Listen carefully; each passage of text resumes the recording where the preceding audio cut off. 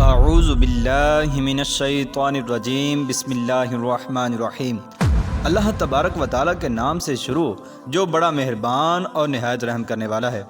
پیارے دوستو، حضرت ابن عباس رضی اللہ تعالیٰ عنہما فرماتے ہیں کہ قارون حضرت موسیٰ علیہ السلام کا چچا زاد بھائی تھا، اور ابن جریر نے قارون کا نسب نامہ یوں بیان کیا ہے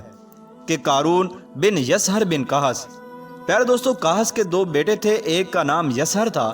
جبکہ دوسرے بیٹے کا نام عمران تھا۔ چنانچہ یسہر کے گھر میں قارون پیدا ہوا، جبکہ حضرت عمران رضی اللہ تعالیٰ عنہ کے گھر میں حضرت موسیٰ علیہ السلام پیدا ہوئے۔ پیارے دوستو، قارون بہت ہی شکیل اور خوبصورت آدمی تھا، اسی لیے لوگ اس کے حسن و جمال سے متاثر ہو کر اس کو منور بھی کہا کرتے تھے۔ پیارے دوستو، اس کے علاوہ قارون کے اندر یہ بھی کمال تھا کہ وہ حضرت موسیٰ علیہ السلام کا چچا زاد بھائی ہونے کے ساتھ حضرت موسیٰ علیہ السلام کا شاگرد بھی تھا، اور حضرت موسیٰ علیہ السلام کی صحبت میں رہ کر اس نے تورات کا علم حاصل کیا تھا۔ اس وجہ سے وہ بنی اسرائیل میں تورات کا بہت بڑا عالم بھی بن گیا تھا۔ چنانچہ ابتدائی دور کے اندر قارون بہت ہی ملنسار اور با اخلاق انسان تھا، اور لوگ اس کا بہت زیادہ ادب و احترام کیا کرتے تھے۔ ناظرین محترم، آپ کو یہ بھی بتاتے چلیں کہ قارون نے حضرت موسیٰ علیہ السلام کی صحبت میں رہ کر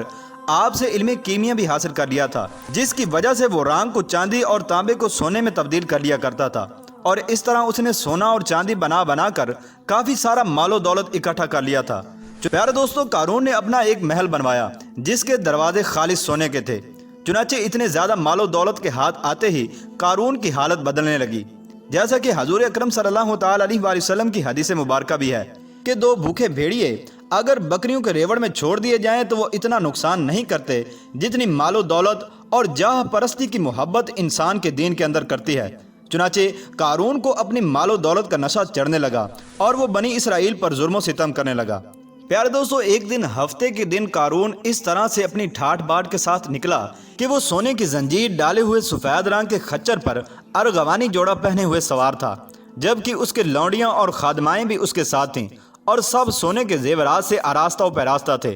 چنانچہ قارون کے اس ٹھاٹ باٹ کو دیکھ کر جو دنیا کی محبت رکھنے والے تھے ان میں سے کچھ لوگ بولے، اے کاش ہمیں بھی قارون کی طرح مال و دولت اور خزانہ مل جاتا۔ چنانچہ ان میں سے جو لوگ آخرت کا احوال رکھنے والے تھے وہ بولے، تمہاری ہلاکت ہو، بلکہ وہ شخص جو اللہ تبارک و تعالیٰ پر ایمان لائے اور اچھے اعمال کرے اس کے لیے آخرت کا گھر اس دنیا کے مال و دولت سے بہتر ہے۔ ناظرین محترم، پھر اس کے بعد جب اللہ تبارک و تعالیٰ نے حضرت موسیٰ علیہ السلام پر زکوٰۃ کا حکم نازل فرمایا تو حضرت موسیٰ علیہ السلام نے قارون کو زکوٰۃ کا حکم دیا، جس پر قارون نے حضرت موسیٰ علیہ السلام کے سامنے یہ عہد کیا کہ وہ اپنے تمام مالوں سے 1000واں حصہ زکوٰۃ کا نکالے گا۔ مگر جب اس نے مالوں کا حساب لگایا تو ایک بہت بڑی رقم زکوٰۃ کی نکلی۔ یہ دیکھ کر اس پر ایک دم ہرس اور بخل کا بھوت سوار ہو گیا، اور نہ صرف زکوٰۃ کا منکر ہو گیا بلکہ عام طور پر بنی اسرائیل کو وہ بہکانے لگا کہ حضرت موسیٰ علیہ السلام زکوٰۃ کے بہانے تمہارے مالوں کو لینا چاہتے ہیں۔ چنانچہ قارون کی بات سن کر بنی اسرائیل کہنے لگے کہ تم ہمارے امیر ہو، لہذا جس بات کا تم ہم کو حکم دو گے ہم وہی کریں گے۔ ناظرین محترم، لیکن قارون کی قوم میں سے اس کے خیر خواہ اور نصیحت کرنے والوں نے اسے نصیحت کی اور سمجھایا کہ اطراء نہیں، یعنی اللہ تبارک و تعالیٰ کے دیے ہوئے مال سے اکڑ نہیں، اور دوسروں پر فخر نہ کر کہ اس میں کوئی شک نہیں کہ اللہ تبارک و تعالیٰ اکڑنے والوں کو پسند نہیں کرتا، اور اللہ کے دیے ہوئے میں سے آخرت کا بھی حصہ حاصل کرو۔ ان کا مقصد یہ تھا کہ تیری کوششیں اور تیری محنت زیادہ تر آخرت کے لیے ہونی چاہیے، کیونکہ وہ ہمیشہ کا گھر ہے، اور اس کے ساتھ دنیا کا حصہ نہ بھول کے حلال اور پاکیزہ چیزیں حاصل کر اور کھاؤ اور لذت اٹھاؤ، اور غریب و مسکین اللہ کی مخلوق ہیں ان پر بھی احسان کرتے رہو جیسا کہ اللہ رب العزت نے تجھ پر احسان فرمایا ہے، اور ملک میں فساد نہ کر، یعنی لوگوں کے ساتھ برائی اور ان پر ظلم نہ کرو، کیونکہ اگر تو ایسا کرے گا تو اللہ تبارک و تعالیٰ تجھے سزا دے گا، اور اس طرح سے کرنے والوں سے اللہ تبارک و تعالیٰ اپنی نعمتیں واپس چھین لیتا ہے، اور زکوٰۃ بھی ادا کرتے رہو۔ لیکن قارون نے اپنی قوم کی اس مخلصانہ نصیحت کو ٹھکرا دیا اور کہنے لگا، انما اوتیتہ علی علم عندی، کہ مجھے یہ سب کچھ مال و دولت میرے اپنے علم و ہنر اور محنت کی بدولت ملا ہے، اور اللہ تبارک و تعالیٰ نے مجھ پر کسی قسم کا کوئی احسان نہیں فرمایا، میں اس کا اہل تھا اور میں نے خوب محنت کی، لہٰذا مجھے میری محنت اور علم پر اللہ تبارک و تعالیٰ نے یہ سب کچھ عطا کیا ہے۔ پیارے دوستو، پھر اس کے بعد قارون نے اپنے مال و دولت اور خزانوں کو زکوٰۃ سے بچانے کے لیے یہ گندی اور گھناؤنی چال چلی چنانچہ قارون نے اس وقت کی بدکار عورت کو اپنے پاس بلایا اور اس عورت کو بہت زیادہ مال و دولت دے کر اس بات پر آمادہ کر لیا کہ وہ حضرت موسیٰ علیہ السلام پر بدکاری کا الزام لگائے۔ چنانچہ پھر اس کے بعد اگلے دن قارون نے تمام بنی اسرائیل کو جمع کیا اور ان کو لے کر حضرت موسیٰ علیہ السلام کے پاس گیا اور حضرت موسیٰ علیہ السلام کے پاس جا کر کہنے لگا کہ بنی اسرائیل آپ کے وعظ کا انتظار فرما رہے ہیں، لہٰذا آپ چل کر بنی اسرائیل کے درمیان وعظ فرمائیں۔ چنانچہ حضرت موسیٰ علیہ السلام نکلے اور آپ بنی اسرائیل کے درمیان آ کر کھڑے ہو گئے اور حضرت موسیٰ علیہ السلام نے بنی اسرائیل کو وعظ فرمانا شروع کیا۔ چنانچہ حضرت موسیٰ علیہ السلام نے فرمایا جو چوری کرے گا اس کے ہاتھ کاٹ دیے جائیں گے، اور جو کسی پاک دامنہ عورت پر تہمت لگائے گا تو اسے 80 کوڑے مارے جائیں گے،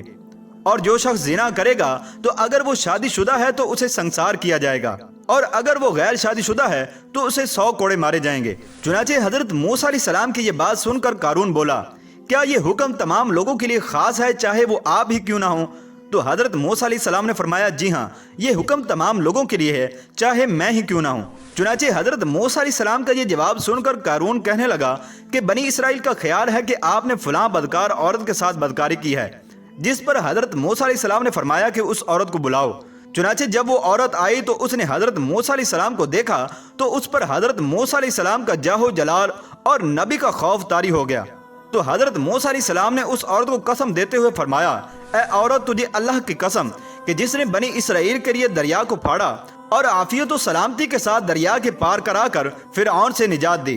تو سچ سچ بتا کہ اصل میں بات کیا ہے۔ چنانچہ وہ عورت حضرت موسیٰ علیہ السلام کے جلال سے سہم کر کانپنے لگی اور اس نے مجمع عام میں صاف صاف کہہ دیا کہ اے اللہ عز و جل کے نبی، مجھے قارون نے کثیر مال و دولت دے کر آپ پر بہتان لگانے کے لیے آمادہ کیا تھا۔ اس وقت حضرت موسیٰ علیہ السلام آپ دیدہ ہو کر سجدے میں گر گئے اور بحالت سجدہ میں اللہ تبارک و تعالی سے دعا مانگنے لگے کہ یا اللہ، اگر میں تیرا سچا نبی ہوں تو قارون پر میری وجہ سے اپنا قہر و غضب نازل فرما۔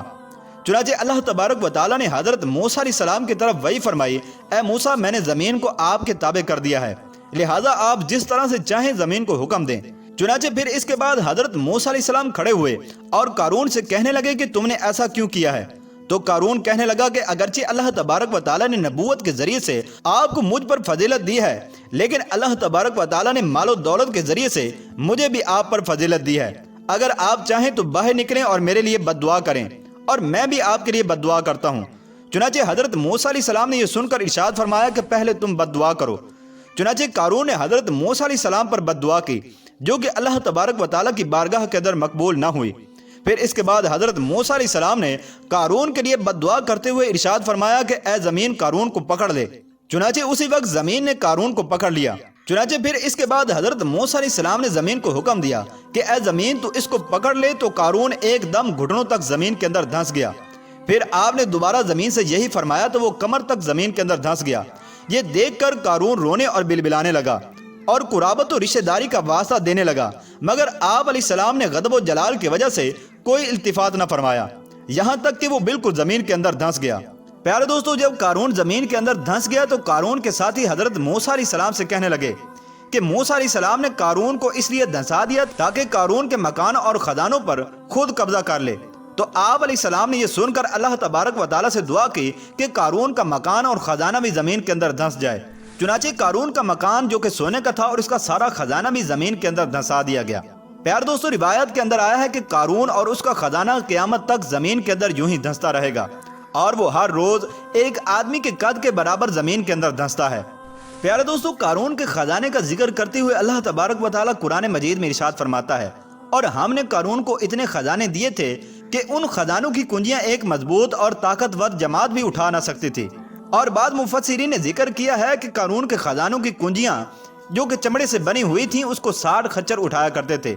اور بعض لوگوں کے قول کے مطابق اسے 300 اونٹنیاں اٹھایا کرتی تھیں۔ پیارے دوستو، اس عبرتناک واقعے سے ہمیں یہ درس ملتا ہے کہ اگر اللہ تبارک و تعالیٰ مال و دولت عطا فرمائے تو فرض زکوٰۃ کو فرض سمجھتے ہوئے ادا کرتا رہے، اور ہرگز اپنے مال و دولت پر غرور اور گھمنڈ کر کے نہ اترائے، کیونکہ اللہ تبارک و تعالیٰ ہی دولت دیتا ہے، اور جب وہ چاہتا ہے پل بھر میں دولت واپس بھی چھین لیتا ہے۔